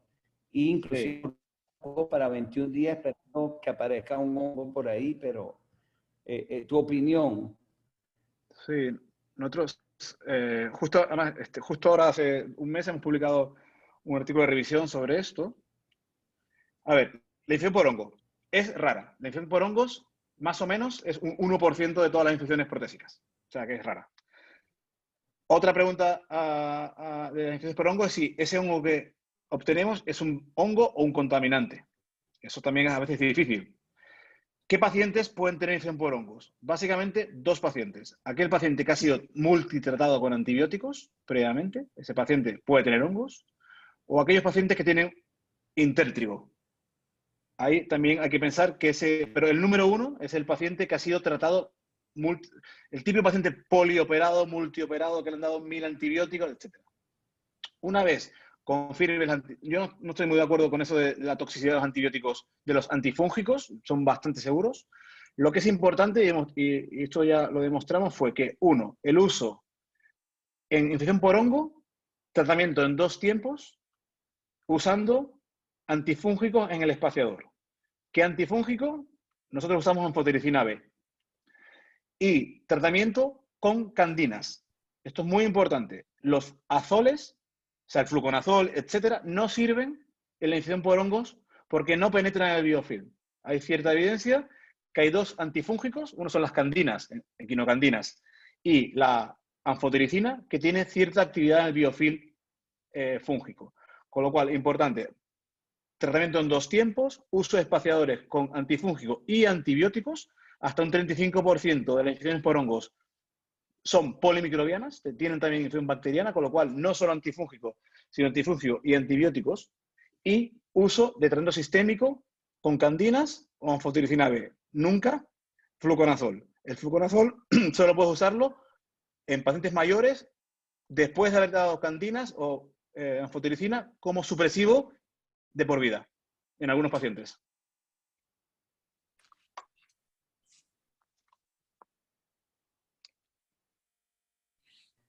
Otra pregunta, y también lo vi en uno de tus webinars, era así como en Hamburgo con el grupo de Endoclinic, que ellos hacen todo con cemento y antibiótico.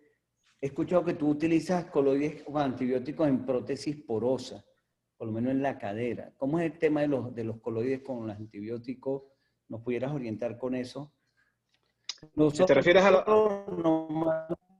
te cuento, y no está publicado, a nuestras prótesis, por lo menos en mi equipo, le ponemos sobre la superficie, le ponemos vancomicina en polvo y la ponemos ahí, pues, inclusive en casos primarios, pero el tema de los coloides, por favor, danos luces con eso y si lo puedes hacer Sí. como profiláctico en pacientes de riesgo, por favor, Pablo.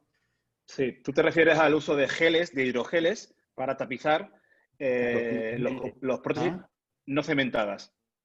Básicamente hay uno, es un hidrogel que se llama DAC, Defensive Antibacterial Coating. Esto es un hidrogel que es formado por ácido poliláctico y ácido hialurónico, que tiene una actividad preventiva. Lo que hace es evitar o intentar evitar la primera fase de la formación de un biofilm, que es la adherencia bacteriana. Aparte, se pueden añadir antibióticos. Nosotros siempre usamos dos antibióticos, vancomicina y gentamicina. O sea, tú coges este gel y le añades antibiótico y se tapiza la superficie de los implantes no cementados. Esto hay dos estudios prospectivos, uno en trauma y otro en ortopedia, demostrando que disminuyen significativamente el riesgo de infección y tiene lógica como profilaxis en pacientes de alto riesgo, tanto en trauma como en ortopedia. Nosotros al día de hoy lo usamos básicamente en aquellas megaprótesis que no tienen recubrimiento de plata. En la mayoría de megaprótesis usadas para tratamiento de infección, preferimos usar recubrimiento de plata, pero hay una circunstancia especial que son las megaprótesis de fémur distal, que el tipo de prótesis que usamos, que es una prótesis sin vástago, que es el tipo Compress, de Zimmer, no tiene la opción de recubrimiento de plata. Entonces, en este caso, usamos el DAC y al día de hoy, se lo publicamos este año en el Injury, no hemos tenido ningún caso de recidiva de la infección. Te digo, yo creo que es una buena técnica y siempre nos quejamos que no tenemos mucha evidencia. En el uso del DAC hay dos estudios con nivel de evidencia 1. Vale. ¿Tú utilizas algún catéter especial cuando pones un paciente para tratamiento? Catéter, utilizamos port a través de la subclavia, catéteres especiales para tratamiento prolongado. ¿Algo en especial con respecto a que es una pregunta que hacen del... Sí, ahora eso es muy importante porque sabemos que los antibióticos en vías periféricas son muy mal tolerados. Entonces, lo que usamos ahora, usamos midlines, o sea, una vía central periférica que se coge con ecografía.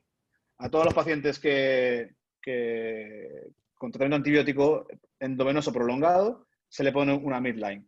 Pero una cosa importante es que enseguida que podemos cambiamos a tratamiento oral si tenemos opción de un tratamiento oral con buena biodisponibilidad. Hay muchos antibióticos orales que son exactamente igual de efectivos que los antibióticos endovenosos. Por ejemplo, el linezolid. Otro día tengo un paciente que me consultaron con linezolid endovenoso. El linezolid tiene una biodisponibilidad oral del 100%. Es igual de efectivo oral que endovenoso. Y las vías centrales o las vías periféricas tienen sus problemas. Con lo cual, hacemos tratamiento con midline, o sea, una vía periférica gruesa cogida con ecografía. Sobre todo esto lo hacemos para pacientes que se van a casa y que se tiene que dar tratamiento antibiótico en casa, lo que se llama hospital a domicilio o outpatient antibiotic. Y esto siempre se tiene que ir con una vía buena, no se puede ir con una vía periférica y usamos una midline. Pero si podemos, hacemos secuenciación, por ejemplo, el levofloxacino, oral, la rifampicina, oral, el linezolid, oral. Son antibióticos con una biodisponibilidad oral del 100%. Y nos ahorramos la vía periférica de los problemas que tienen. Aquí lo importante es trabajar con un infectólogo. Lo importante, esto es un trabajo. Yo, como solo me dedico a esto, hace muchos años que aprendo de mis infectólogos. Pero lo importante es trabajar de forma multidisciplinaria experta, con un infectólogo y un microbiólogo especialista en infección protésica o infección musculoesquelética. Porque si no lo son, pensar que saben de esto es pensar como que un traumatólogo, por el mero hecho de ser traumatólogo, sabe de raquis, de hombro, de cadera, de artroscopia, de infección y de lo que sea. Y sabemos que no es así. Pues los infectólogos es exactamente igual. Si el infectólogo puede ser un experto en SIDA o en tropicales y no tener ni idea de tratamiento de una infección protésica. Claro. Y tenemos tratamientos que son horribles puestos por infectólogos. Con lo cual, importante que el especialista no solo tiene que ser el traumatólogo, sino el infectólogo, el microbiólogo, etc. Sí. La infección protésica es de tratamiento multidisciplinar experto obligatorio. Sí, es que justamente ahí tú le llevas un caso a un infectólogo y te dice que quites la prótesis, que quites todo, que lave, si no, no le da el tratamiento. Y es parte de eso, ¿no? Ahora, fíjate, para Pablo, y de verdad respetando tu cansancio y sé que has hecho un esfuerzo y ya vamos a cerrar, para Pablo, los antibióticos profilácticos, hoy en día sabemos que los traumatólogos que no sabemos nada, somos neófitos en antibióticos. ¿Cuál es tu consejo para el manejo de una cirugía electiva ortopédica? ¿Cómo se debe manejar el antibiótico en estos pacientes? ¿Cuánto tiempo? ¿Una cirugía primaria normal? ¿Un paciente con una cirugía? Sí. Nada. Aquí el importante es el antibiótico que se pone antes de la incisión. Ese es el antibiótico importante. Hay que ponerlo a tiempo. Media hora mínimo antes de abrir la piel. Vemos muchos casos que el paciente se le pone antibiótico con el manguito puesto, que ya es como si tú estuvieras sin antibiótico. A veces el anestesista no te deja ponerlo porque tiene miedo que interaccione con sus fármacos y si hace una reacción alérgica no sabe. Lo más importante es la dosis profiláctica preoperatoria antes de abrir piel. Y esa es la que ha demostrado que disminuye la infección. Si después quieres ponerle un día, 24 horas, 2 dosis, 3 dosis postoperatorias, perfecto. No más de ahí. Nosotros hacemos máximo 24 horas de profilaxis en cirugía electiva. Cefazolina. Cefazolina es al día de hoy, para cirugía primaria de paciente que viene de su casa, es un buen antibiótico. Para un paciente, por ejemplo, que viene de una residencia y que se rompe la cadera y le queremos poner una prótesis de cadera, la cefazolina no sirve. En España, 30% están colonizados por MRSA y muchos están colonizados por E. coli BLE. Entonces, es importante saber de dónde viene el paciente, saber la ecología local, saber que este paciente puede estar colonizado por bacterias que la cefazolina no cubre y adaptar la profilaxis. Pero en la mayoría de casos de pacientes sanos que viene de su casa, al día de hoy, la cefazolina es válida y lo importante es el momento de ponerla y ponerla cuando toca, al menos media hora antes de abrir la piel. Pero esos pacientes en particular, tú te irías en esos de riesgo con vancomicina, aún quitándole o restando que es un... Nosotros, dos cosas con la vancomicina. La vancomicina no es un buen antibiótico para usar en cirugía. ¿Por qué? Porque, como todos sabemos, la vancomicina hay que pasarla lenta, porque si no te hace un síndrome de hombre rojo. Y entonces no tiene sentido usar un antibiótico que hay que pasar en 2 horas en una cirugía. No es un buen antibiótico para esto. Nosotros usamos la alternativa que es europea, no sé si hay en Estados Unidos, no hay, en Venezuela no sé qué, es la teicoplanina. La teicoplanina es el primo hermano de la vancomicina, un poco más cara, pero permite ponerla en bolus sin problemas y sin fallo renal.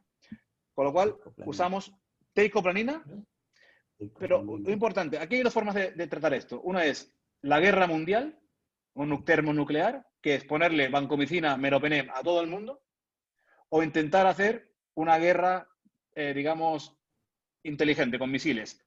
Sectorial. Solamente, claro. Exacto. ¿Por qué? Porque vamos a quemar los antibióticos. Ya hay, sobre todo en los BGNs, tenemos BGNs que no son sensibles a nada, solo a colistina y a micacina. Con lo cual, ojo con el uso de estas terapias de amplísimo espectro en profilaxis. Solo en casos muy determinados. En la mayoría de casos, ya nosotros, por ejemplo, no tenemos ningún enterococo banco R, pero en Inglaterra o Estados Unidos, no sé, en Venezuela, tienen mucho enterococo banco R. Eso es un drama. Y esto por el mal uso de la vancomicina. Y otra cosa de vancomicina, la vancomicina es un mal antibiótico para usarlo como antibiótico local.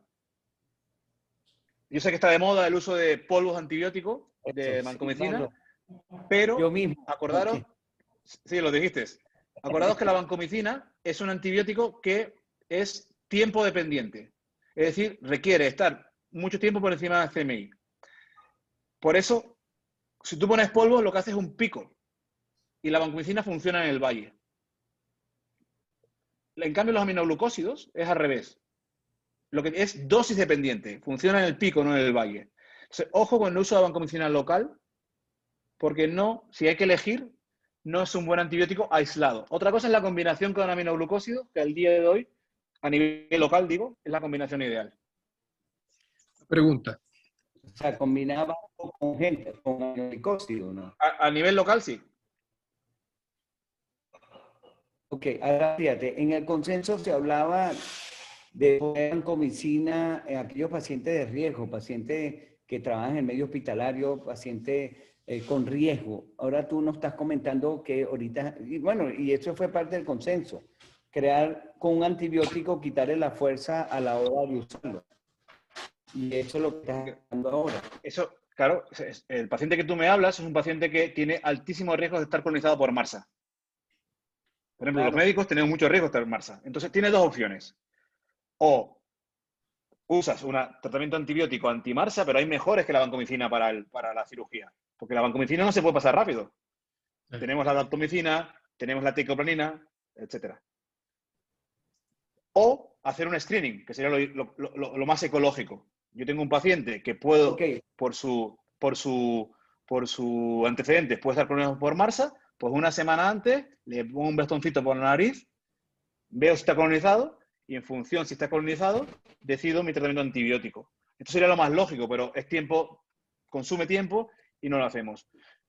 Entonces, ya digo, la vancomicina, nosotros no lo usamos no por la vancomicina, usamos la teicoplanin, que es lo mismo, porque es más fácil la posología, y solamente en aquellos casos que se decide en comité de infecciones con nuestros infectólogos. Nosotros la profilaxis también se decide en comité de infecciones. Cada caso se discute y cada caso se diseña una profilaxis dirigida.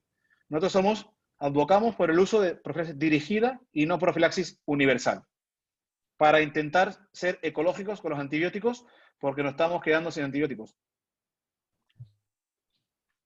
Ahora, Gustavo, una pregunta. Esos pacientes mayores que necesitan una prótesis y tienen orina patológica, ¿hasta dónde aceptamos? Porque hay grupos que lo aceptan, yo no lo acepto, pero bueno, hay gente que lo acepta. Y la otra pregunta clásica para nosotros en Venezuela, y también recientemente un webinar de un participante de la Cleveland Clinic en Florida, el lavado en el momento del debridamiento con betadine, dejar el betadine, uso del agua oxigenada, todas estas soluciones que han sido utilizadas en el pasado, luego se han eliminado y ahora otra vez hay algunos y ya sabemos los trabajos de la Valle con el betadine, etcétera, etcétera. Sí. Y el hecho de que el betadine viene estéril y no estéril. Nosotros no tenemos el llamado estéril. ¿Cuáles son tus pensamientos acerca de esto? Primero, la bacteriuria asintomática. Nosotros acabamos de publicar un ensayo clínico, estudio Varifer, justo publicado hace un mes, que es un ensayo clínico donde demostramos que no tiene sentido tratar la bacteriuria asintomática, primero. No cambia la infección, lo hemos hecho en ensayo clínico. Con lo cual, al día de hoy, la bacteriuria asintomática, es decir, aquel paciente que tiene un seguimiento patológico, pero nada más, no está claro que haya que cambiar la profilaxis. Y esto es un ensayo clínico que hemos publicado este mes. En cuanto a esto de las irrigaciones, nosotros solo usamos suero fisiológico, nada más. Y también usamos gasas empapadas en Prontosan, que es un surfactante. No tenemos nada claro el uso de esto de betadine. Jay Parvizi es muy amigo mío y siempre yo le digo que usa la parvicina, que es esta parvicina, la decimos al betadine este que usa diluido y que ahora en todos lados promueve. Craig de Laval, Jay Parvizi, pues nosotros la parvicina no la usamos. Creemos que el yodo es un metal pesado tóxico y no queremos ponernos en nuestros tejidos. Somos unos psicópatas de la biología, de las partes blandas y del cuidado de las partes blandas. Y eso lo combinamos con la gran agresividad quirúrgica, pero no me parece muy lógico ponerle yodo. Por supuesto, nunca agua oxigenada, eso es veneno. Al día de hoy creemos que lo importante es el bisturí y la dilución. Gran cantidad de suero fisiológico, volumen más que líquido. Esa es mi ¿Qué llamas tu gran cantidad? 9 litros, 12 litros. Sí, nosotros lo que hacemos es, tras el desbridamiento, retirada de implantes, cuando ya creemos que está todo limpio, irrigamos con 9 litros.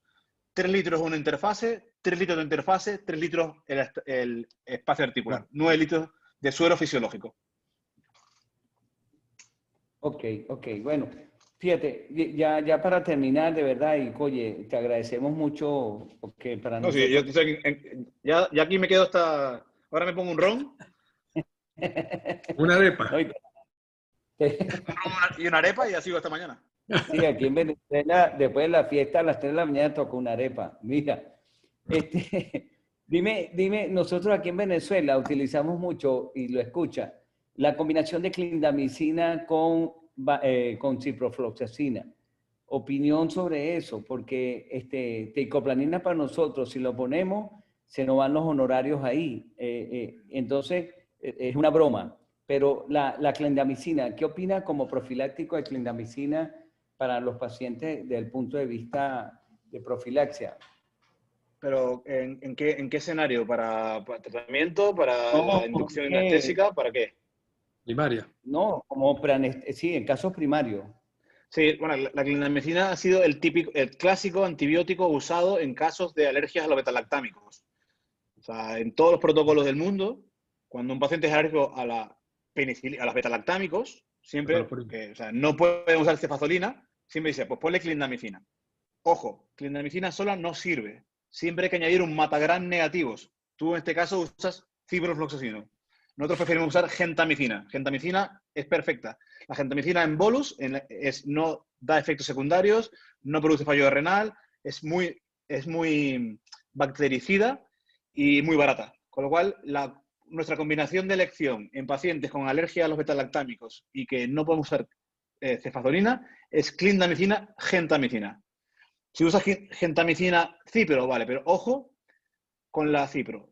La ciprofloxacino, la quinolona, es el único antibiótico oral que tenemos contra los BGNs y el único antibiótico antibiofil que tenemos con los BGNs. Ojo, porque el mal uso y perder la ciprofloxacino es un drama, porque no tenemos más opciones buenas. Con lo cual, yo no usaría nunca la cipro.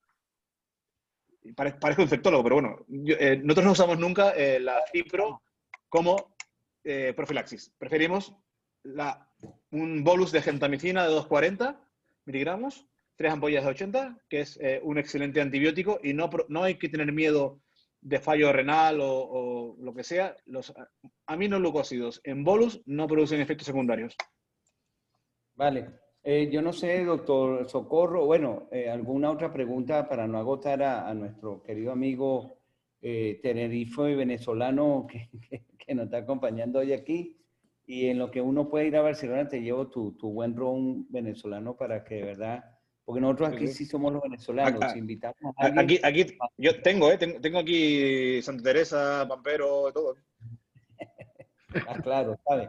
Doctor Socorro, ¿algunas palabras que el doctor, antes que el doctor despida?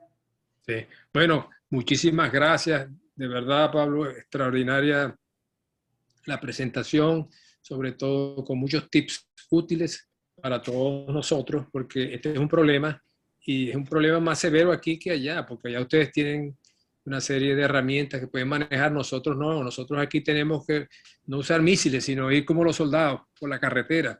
Entonces tenemos que luchar aún más, sobre todo es muy importante los conceptos que tú has esgrimido, que has presentado magistralmente, porque este es un problema serio, este es un problema que si hay una infección, hay una estadística de muertos que nunca se dice y realmente muchas veces hacemos campañas en medicina para otras patologías, pero esta situación no es muy publicitada, no tiene mucho rating, pero estos pacientes, al igual que la fractura de cadera, tienen muertos, tienen dolientes en el cielo. Así es que en nombre de todos, muchísimas gracias, excelente presentación y ojalá podamos compartir y vengas a Venezuela después que haya finalizado esta guerra de las galaxias con el amigo invisible que pulula por todos lados. Muchísimas gracias. Un placer. Yo tengo ya apuntado la visita a Venezuela, no me olvidaré. O sea, que espero que cuando estemos todos ya vacunados y pase esto, Gustavo me dé el ron ese que me debe. No, seguro que sí. Eso es difícil porque el hombre es muy duro. Bueno, compañero. Te lo voy a hacer. Bueno, está todo. Tengo 100 testigos, ¿eh, Gustavo? No le valen los testigos, no le valen. No. No, mira, Pablo, ¿algún mensaje para los nuevos especialistas, residentes, de toda tu experiencia, ya para despedir la sesión y cerramos con el presidente de la sociedad? Sí, yo el consejo es pedir ayuda siempre. No podemos saber de todo. Pedir ayuda a gente más experta, con más experiencia. Y inspección, como decía el doctor Socorro antes, es muy importante pedirle a un amigo que lo mire. porque es verdad que la infección es una cosa que nos cuesta, es reconocer que nuestra cirugía está infectada, incluso psicológicamente es duro, con lo cual yo creo que este consejo que dio el Socorro es muy útil. Pedir ayuda y que lo considere un amigo, porque nos abrirá los ojos. Y es el mayor consejo, información. Pablo, estamos en contacto. De cualquier forma, antes de pasarle el micrófono al presidente de la ciudad, doctor René Cárdenas, esta charla quedó grabada en YouTube. En la sociedad en YouTube. Por favor, que lo quiera tomar. Es una charla excelente. De verdad se tomaron y nos abrió mucho espacio mental. René, por favor, el micrófono es tuyo. Y ya para finalizar, agradecerle al amigo Pablo Corona. Un placer, un honor, una charla excelente, conceptos muy claros. A los moderadores que estuvieron acorde a la altura de esta charla, agradecerles su presencia, su dedicación y el tiempo que brindan a la Academia Venezolana y Latinoamericana. Espero contar con ustedes nuevamente y seguiremos en contacto. Muchas gracias por estar presente y como bien dijo Gustavo, todas las actividades académicas de los webinars están en el canal SBCOT en YouTube. Hasta luego, feliz tarde, feliz noche, estimados amigos. Gracias. Buenas noches. Buenas tardes. Gracias, Pablito, en contacto, amigo mío. Una caja de hielo. He hecho. Vale, como dice en España. Vale. Vale, hecho. Buenas noches. Que firmar un vale.